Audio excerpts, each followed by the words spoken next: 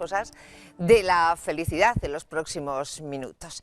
Miren ustedes, me acompaña Ignacio Álvarez de Mon, es profesor del IE Business School, es coaching, que es esto, una especie de entrenador personal, pero no solamente de deporte, sino para la vida profesional. Es una persona que sabe mucho del comportamiento humano. Profesor Álvarez de Mon, muy buenos días. Buenos días. Bienvenido. Muchas gracias. Y ahora usted se mete en el lío este de escribir sobre la felicidad, que es una cosa que, en fin, cuando estamos todos tan apegados a lo material, estamos todos mirando a ver si nos quitan la paga extra o no nos la quitan, si el dinero nos llega a final de mes o no, si podemos vender nuestra casa o no nos dan la hipoteca, hablar de la felicidad es usted un poquito extraterrestre, perdone que se lo diga. Es un poco provocador, ¿verdad? Es casi pues como, sí, como una provocación. Sí. Pero curiosamente en estos tiempos de un poco de penumbra y de apreturas para mucha gente, es cuando a lo mejor es más necesario hablar de estas cosas, ¿no? Porque es cuando hace falta resortes personales que en otros momentos no son tan necesarios, ¿no? Pues estén ustedes muy atentos que vamos a aprender cómo se es feliz incluso en la adversidad. Pero antes de eso, profesor, se suele decir que el hombre feliz, se ha dicho mucho tiempo, o es un inconsciente o es alguien que se conforma con muy poquito. Bueno, parte de la felicidad consiste seguramente en esas dos claves. Hay una cierta sabiduría inconsciente, diría yo, de la gente que es naturalmente feliz. Hay gente que tiene una disposición a ser naturalmente feliz y que si le pides que te explique por qué, no te lo sabe decir, pero hay una sabiduría ahí innata, ¿no? Y luego es verdad que la felicidad en parte depende de tener unas expectativas ajustadas. Claro, es que es una de las preguntas que nos hacemos todos. ¿En qué consiste ser feliz? ¿En aspirar a algo y conseguirlo o en conformarte con lo que ya tienes y no aspirar a nada más? Pues al final, como diría Aristóteles, ¿no? La virtud es el punto medio, ¿no? El equilibrio, ¿no? Entonces hay gente que peca a lo mejor de poca ambición, de poca ilusión y se queda por debajo de lo que su potencial desarrollo le podría ofrecer. Pero hay gente que en efecto que peca de unas expectativas excesivas. Entonces ahí ya nos hacemos trampa en solitario. Es decir, si permanentemente aspiramos a lo que no podemos lograr, la infelicidad la tenemos comprada para los restos. Uno de los problemas que tenemos para entender lo que es la felicidad o para escribir manuales sobre cómo ser feliz, yo supongo que se la ha encontrado usted, y es que la felicidad es un concepto completamente subjetivo. Es decir, no existe como algo concreto, sino que para cada uno es algo completamente diferente, y lo que a usted le puede hacer muy feliz a mí me puede hacer profundamente infeliz. Sí, o sea, hay un componente subjetivo, y es que alguien es feliz cuando se siente feliz, y eso es un aspecto absolutamente subjetivo, como bien dices, ¿no? También es verdad que los tratadistas de todos los tiempos, porque este tema, como comprenderéis, es un tema universal, ¿no? Sí que han diferenciado diferentes ámbitos en los cuales uno puede intentar trabajar una vida más feliz, ¿no? Entonces, es verdad que hay determinadas objetividades, entre comillas, que podríamos compartir, ¿no? Pero fundamentalmente la felicidad es una sensación subjetiva y es verdad que es un sentimiento subjetivo. Me hace la pregunta del millón de euros, seguramente porque al ser la felicidad algo subjetivo no tiene una sola respuesta. Pero ¿se puede ser feliz en un momento como este, de crisis, cuando alguien ha perdido el trabajo, cuando ve que no le llega el dinero pues, para llegar a fin de mes? O mejor le voy a hacer la pregunta de otra manera. ¿Cómo se puede ser feliz estando en el paro, teniendo una hipoteca, viendo lo que vemos y con las expectativas que tenemos? Claro. Hombre, eso me llevaría a la última parte del libro, donde hablo de la adversidad y de la dificultad, ¿no? La verdad es que a todos nos viene a la cabeza seguro algún ejemplo, igual no son muchos, pero sí que conocemos gente que en circunstancias objetivamente difíciles y complicadas, aún así tienen ganas de vivir, salen con la sonrisa en la boca. Y yo creo que parte de la felicidad se esconde dentro de cada uno. Eso está clarísimo. Es decir, la felicidad consiste en cómo te tomas la vida, la actitud que tienes ante la vida, no tanto en lo que te pasa, sino cómo te tomas lo que te pasa y cómo te interpretas, ¿no?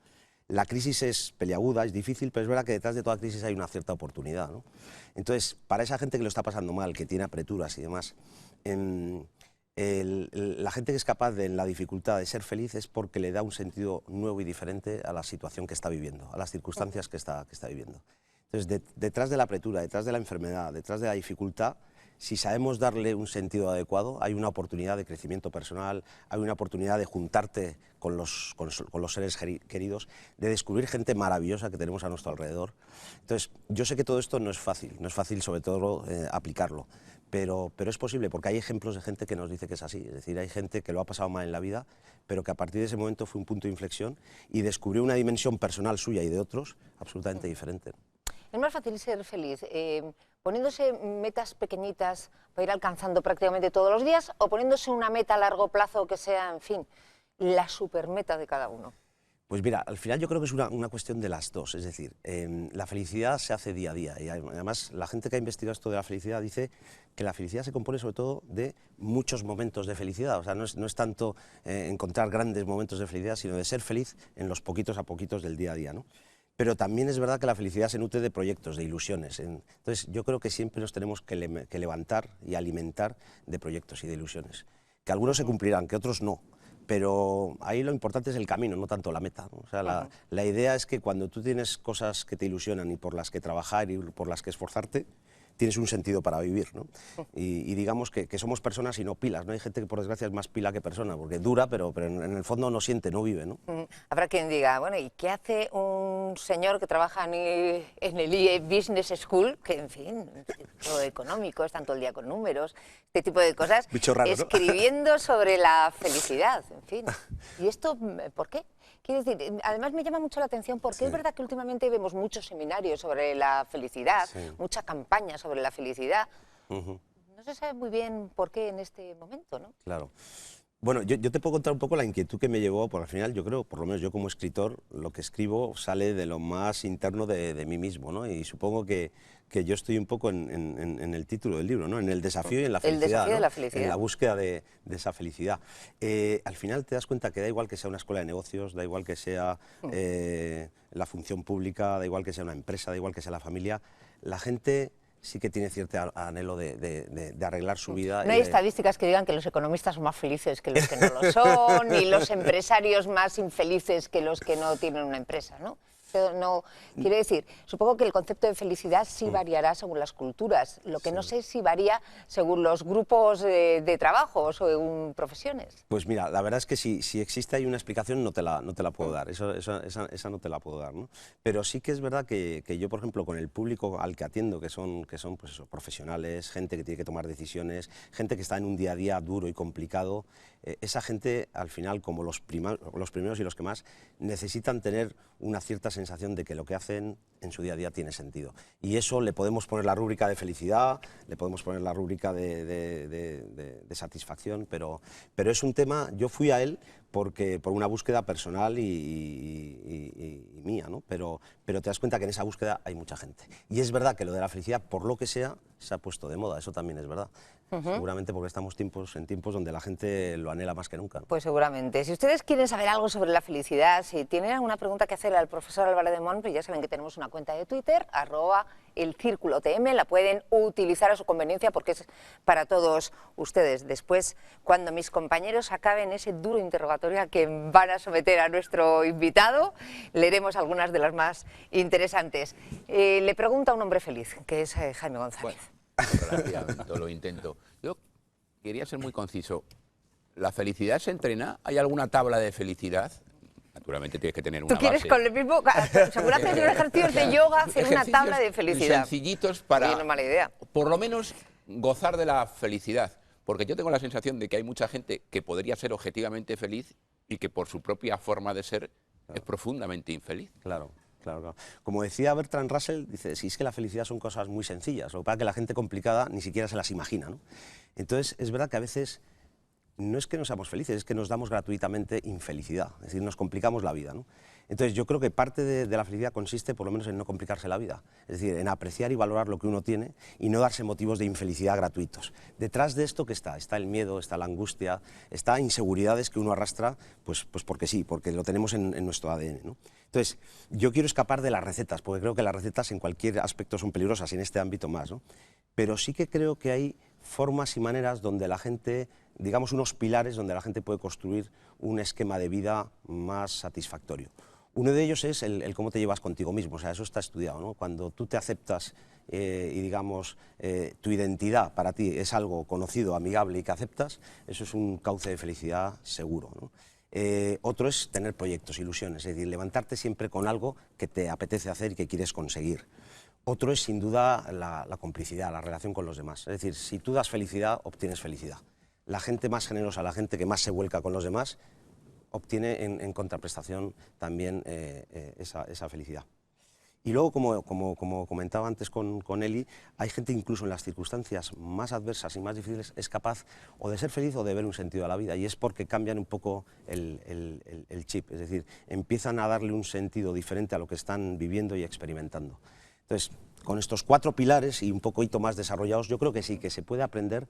Cada uno partimos de una base, ¿eh? O sea, eso también es verdad. Hay gente más dispuesta a ser feliz que otra, por genética, ¿eh?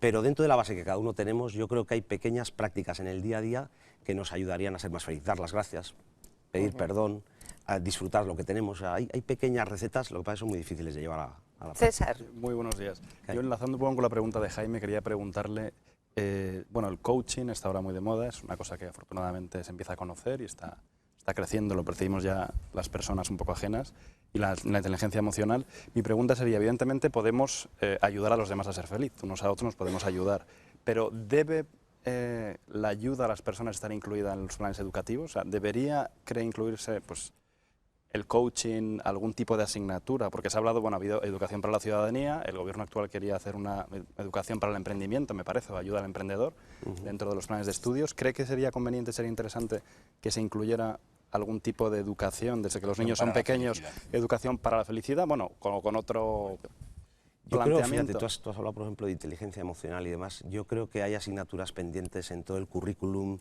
yo diría vital, de las personas.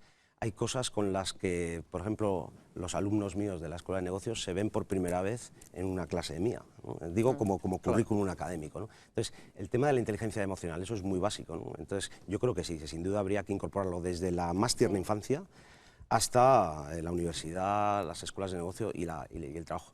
Y las familias, es decir, las familias al final son la escuela primaria más importante. Ricardo. Pues nada, la verdad es que, con todos los respetos para este libro, por supuesto, lo que sería un auténtico bestseller es este mismo título, pero generado por un parado de larga duración, con 3 familiares a su vez en paro. Quiero decir que el testimonio es muy distinto el suyo al mío, claro, a propósito de esto, y el bestseller sería eso, es decir, de qué manera una persona con el contexto que estamos y con todo tipo de limitaciones realmente puede decir en voz alta: es posible la felicidad. Pero la pregunta no va por ahí, sino ¿qué componente para la felicidad sitúa usted la espiritualidad del ser humano? Es decir, yo no concibo ser feliz sin haber descubierto o haber trabajado la espiritualidad. Entonces, realmente, ¿qué papel juega en este plano suyo, ¿no? Claro. Estoy de acuerdo con usted 100%, ¿no? Es decir, el mejor ejemplo nos lo dan gente que con su acción y con su experiencia vital. Hay un libro de Tim Gennard, ahora no me viene a la cabeza el título, de una persona que con todas las circunstancias objetivas para ser un desgraciado de la vida, al final ha sido capaz de escribir un libro donde al final da una bienvenida a la vida y da gracias a vivir, ¿no? Esos son los ejemplos que nos hacen falta, ¿no? La espiritualidad es un aspecto fundamental, en el sentido de que el ser humano al final tiene que trascender de sí mismo, es decir, tiene que buscar un para qué, un sentido a su vida más allá de sí mismo. Si eso es a través de una religión, si es a través de un Dios, o si es a través de un sentido altruista de la vida... Trascendente, digamos. Trascendente, vale cualquier vía, siempre y cuando entendamos que... Y para un parado, por ejemplo, eso sería muy importante, ¿no? Es decir, bueno, puedo estar parado laboralmente o en una estadística, pero que esté parado en una estadística o laboralmente no quiere decir que esté parado vitalmente. Yo, si hay algún parado que me esté escuchando, le animaría a que nunca renuncie a estar activo vitalmente, que es lo fundamental. Yo tengo otra preguntita. Efectivamente, la felicidad es rentable desde el punto de vista personal, pero ya que usted proviene del mundo de la empresa, la felicidad, lograr que los trabajadores de una determinada empresa puedan ser felices, naturalmente con carácter general, eso también es muy rentable, pero ya desde este punto de vista, ¿no? Desde todos los puntos de vista. Es decir, por eso la felicidad está en parte tan de moda, porque hay empresarios, directivos, que van un poco por delante de otros, que se dan cuenta que lo humano y lo productivo y lo empresarial y lo económico no tienen por qué estar reñidos, sino que al revés, están hermanados. Es decir, cuando la gente es que en estas cosas lo que recogemos son obviedades, es decir, cuando la gente está a gusto, da la casualidad que se siente mejor y da la casualidad que trabaja más, que produce más y que nos hace ganar más dinero. Entonces, 100% de acuerdo. Nos llega una pregunta por nuestro Twitter, dice, tenemos un debate en el desayuno, ¿placer y felicidad son sinónimos? No, No, vamos a ver, el placer es un componente de la felicidad. Es decir, parte de la felicidad, digamos, a corto plazo es sentirte bien. O lo que es lo mismo, la ausencia de dolor, cuando no tienes estrés, cuando no tienes agobios, cuando no tienes presiones. La felicidad con mayúsculas es un paso más o dos pasos más. Es la felicidad con sentido, la vida con sentido, que es estoy desarrollando un tipo de vida que se ajusta bastante a lo que yo querría desarrollar o a lo que yo querría tener. Y ahí entra el trabajo, entra las relaciones con los amigos, la familia y demás. Y luego el tercer componente que hablaba el tertuliano es el de la trascendencia, es decir, mi vida sirve para algo más y para alguien más que para mí mismo, contribuyo, es decir, cuando yo me vaya de aquí la gente podrá decir, gracias a que este señor estuvo, conseguimos. Entonces, esos otros dos componentes yo creo que son fundamentales y a largo plazo son más duraderos. Mónica manda otro Twitter con una observación que dice, para apreciar la felicidad hay que haber sido antes profundamente infeliz. Yo no sé si usted coincide con este pensamiento. Pues yo coincido bastante con Mónica en un sentido, y es que hay veces que la gente no se da la oportunidad de ser feliz y no tiene el coraje de ser feliz hasta que no está en la desesperación de la infelicidad. Hay gente que vive, si se me permite la expresión, la mediocridad de una vida que no es ni feliz ni infeliz, y de ahí a veces no tenemos el resorte para salir. Para pegar un repunte hacia arriba a veces tenemos que tocar fondo. No sé. Efectivamente, eso se ve muy bien justo con lo contrario de la felicidad, con la infelicidad, ¿no? A veces somos infelices por cosas completamente absurdas, de pronto nos pasa algo mucho más grave y decimos, pero ¿cómo podía estar yo tan amargado porque me han salido 3 patas de gallo y ahora lo que resulta es que tiene una enfermedad, no sé quién? Quiero decir, muchas veces no adaptamos nuestra reacción emocional a la circunstancia real, ¿no? Sobreactuamos de alguna manera, ¿no? Absolutamente. Es lo que sobresentimos. Sobresentimos. De alguna forma. Por eso el aspecto trascendente es tan importante, porque cuando te das cuenta de que hay gente que lo está pasando peor que tú, eso desde el punto de vista motivacional es un resorte fundamental. Y además uno deja de centrar la atención en su dolor, se centra más en el del otro, y el dolor de uno se apacigua. Es inevitable, Ricardo, por la actualidad hablar. Es que ha mencionado usted de que solo cuando se toca a fondo se puede uno... Entonces, de pronto digo, caramba, esto es España. Entonces, ¿hay alguna posibilidad de hablar de felicidad colectiva? Y usted, en este plano, ¿cómo ve a España en cuanto a esta sensación de infelicidad general o colectiva que tenemos? ¿Eso también es tratable, podríamos decir? Yo creo que sí es tratable, y me viene una sensación agridulce que quiero compartir con ustedes. El tema de la selección española, ¿no? Es decir, ¿por qué como país, como nación, como sociedad, como sociedad, solo nos podemos permitir el lujo de disfrutar y de sentirnos orgullosos de nosotros mismos? A mí me encanta el fútbol y soy un forofo del fútbol, con 11 tíos que están detrás de un balón pegándole. O sea, algo falta ahí, ¿no? Algo falta ahí. Deberíamos, como sociedad, intentar tener resortes de felicidad colectiva, de proyecto común. Sí. Y igual la crisis esta nos sirve de estímulo, ojalá que sea así. Jaime. ¿En una situación de angustia es posible la felicidad o la angustia cierra las compuertas a cualquier tipo de felicidad? La angustia, el miedo son los peores enemigos para la felicidad. Lo que pasa es que la angustia tiene un componente objetivo y un componente importantísimo subjetivo. La angustia se puede, entre comillas, tratar, se puede intentar paliar esa angustia, entre otras cosas, sabiendo identificar lo que es objetivo de lo que es subjetivo. La historia que es real de la historia que nos montamos en la cabeza. Pero la angustia es el antídoto de la felicidad y el miedo especialmente. César, la última. Como antídoto, evidentemente las relaciones sociales son un muro a la infelicidad. O sea, las personas que son mucho más sociables, la mejor manera de combatir la infelicidad, la insatisfacción es rodearse de un entorno social dinámico y abierto en vez de encerrarse. ¿Es eso realmente digamos que un antídoto para la infelicidad o un propulsor de la felicidad es tener relaciones personales ricas, profundas, interesantes y de verdad, ¿no? Y en ese sentido yo distinguiría la cantidad de la calidad. Es más importante tener buenas relaciones que muchas relaciones. Y ahí hay un peligro con el tema de las redes sociales y demás. Es decir, los tiempos que vivimos son los que son y yo me apunto a ellos. Pero ojito, es decir, esto de las relaciones no depende de la cantidad, sino de la calidad. Y hay cosas que con esto de las redes sociales y con los avances que tenemos estamos perdiendo. Venga, Jaime, que está muy interesado en el tema. ¿Hay algunas sociedades más felices que otras? Porque yo tengo la sensación que, por ejemplo, las sociedades orientales han llegado a encontrar el verdadero sentido o acercarse al verdadero sentido de la felicidad, mientras aquí, en el otro lado, estamos dando tumbos.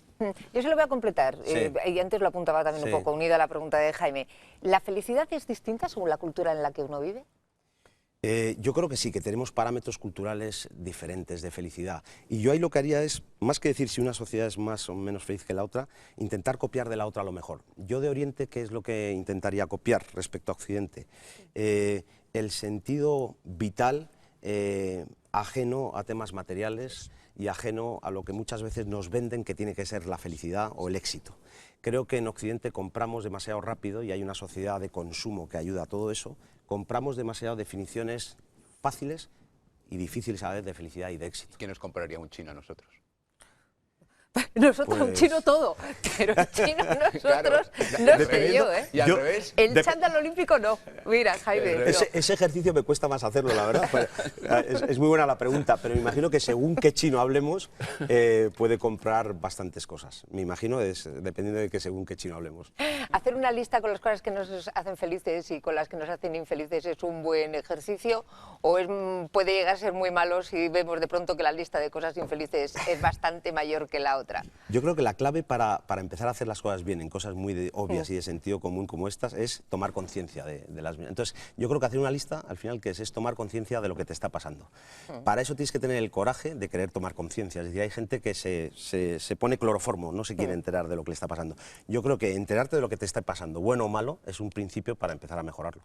El desafío de la felicidad, escrita por este señor que está aquí a mi lado, por Ignacio Álvarez de Mon. Aquí lo tienen ustedes si quieren saber más sobre la felicidad y sobre todo cómo conseguirla, cómo hacer esos ejercicios prácticos que reclamaba Jaime González. Se lo recomiendo muy vivamente para estas vacaciones de verano, es un tema estupendo. Profesor Álvarez de Mon, le voy a despedir, pero antes le voy a hacer la pregunta que no le hemos hecho ninguno, que es la de cajón. ¿Es usted un hombre feliz o no? Ya me la temía. Pues mira, habrá mucha gente que igual me deje mal con la respuesta, pero yo me tengo por un hombre razonablemente feliz y sobre todo que tiene más momentos de felicidad que de infelicidad, eso sí, pero que está en el desafío. O sea, a mí la felicidad no me sale natural, me la tengo que currar. Y eso que tiene usted camisa, o a lo mejor precisamente por eso, ¿no? Igual Decían por siempre, eso. el hombre feliz es el que no tiene camisa. Pues no. Aquí todos tienen camisa y son hombres felices. Profesor, muchísimas gracias. Muchas Nos gracias tenemos a ti. que marchar. Ricardo, un gracias, hombre placer. feliz a pesar de todo. Sí. César lo es genéticamente, está dotado para la felicidad. Y Jaime, ¿qué le voy a decir? Mira la Va a cara. salir directo a ponerse un chándal olímpico. Esto ya es lo más. Porque uno, cuando se lo quita, es muy feliz. Eso es lo que me han dicho, Jaime. Que nos vamos, por lo menos vamos con una sonrisa. Mañana volveremos a las 8:30. Aquí estaremos como siempre en el Círculo. Sean buenos y aprovechen este miércoles que está casi sin estrenar. Aprovechando el día también se es feliz. Hasta mañana.